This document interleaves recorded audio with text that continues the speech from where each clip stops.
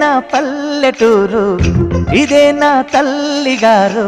మా ఊరి పాడి పంట రాములోరి దీవెనంట. తల్లి గోదావరి నీళ్ళు కడిగే సీతమ్మ పాదాలు. ఊరంతా హాయ్ హాయ్ హాయ్, మనసంతా హాయ్ హాయ్ హాయ్. ఇదే నా పల్లెటూరు, ఇదే నా తల్లిగారు. మా ఊరి పాడి పంట రాములోరి దీవెనంట.